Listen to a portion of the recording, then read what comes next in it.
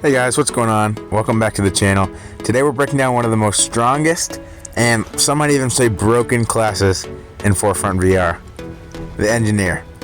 If you want to control vehicles, lock down choke points, and basically be the unmatched, undisputed MVP of every freaking game you play, stay tuned. I'm going to show you how to do it. Okay, so what exactly is your role as the Engineer? So the Engineer looks simple on paper: explosive, gadgets, vehicle repair, but in reality, Engineer is a position-controlled class. You decide where enemies can and can't go.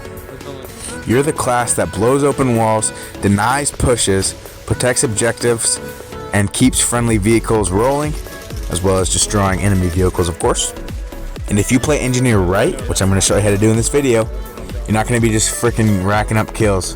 You're going to be shaping how the entire match goes for your team. One of the most important classes in this game. Okay, so for your loadouts, obviously not too much options here.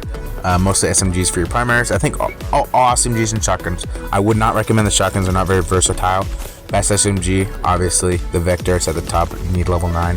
Try and max that out as fast as possible.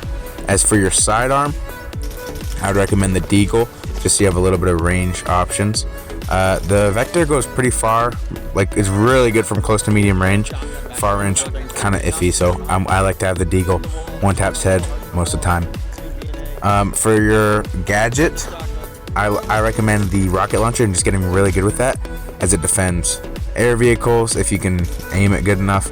Tanks, cars, can blow up people. Most versatile gadget for sure. Getting good with that RPG is going to be one of the most important skills you learn in this entire game, not just for the Engineer class. Alright, objective control. This is where the Engineer shines on offense here, okay? When the team pushes objectives, don't just sprint in. Okay, you're not an assault, you're not a medic, you're not trying to capture the objective. Okay, use explosives to open walls, create new entry routes.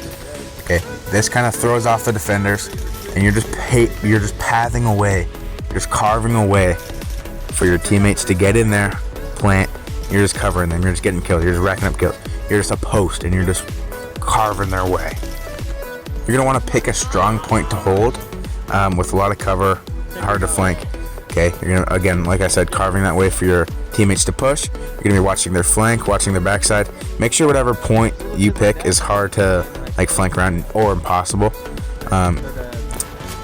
You'll either be your teammate's favorite person on the team or their least favorite, because you keep letting them die or you keep saving their butts. So choose wisely what you want to do.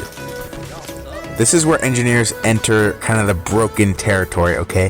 When they utilize vehicles correctly.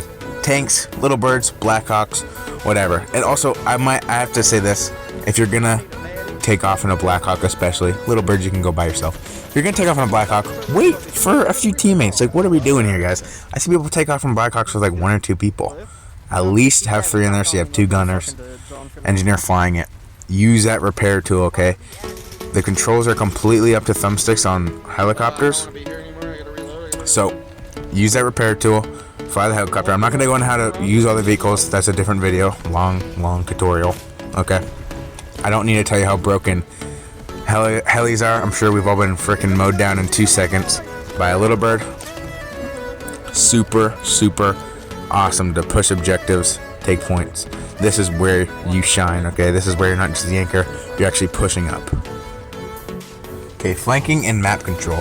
Now, flanking is obviously important for any class, but like Engineer is kind of cool because you can blow up the enemy's cover if you get a good flank and they're using a certain kind of cover, like the blow-up-able walls.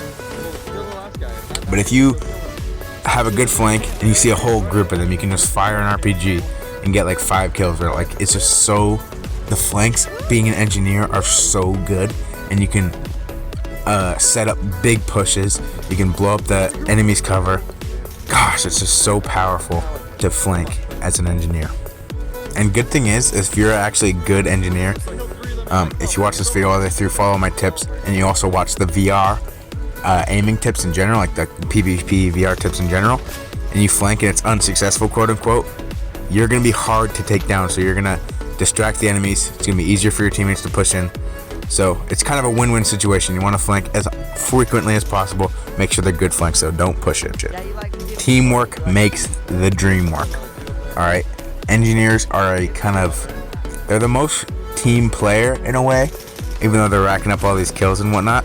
Okay, the roles that you should fill as an engineer are obviously, I've touched on these all. You want to flank, you want to be an anchor. Okay, watch people's flanks when you're pushing. Vehicle support, so you want to be, even if you're not directly flying the vehicle or driving the vehicle, you want to be in there around it to repair it as your allies push forward. You want to control people's entries and covers by blowing up walls when you can.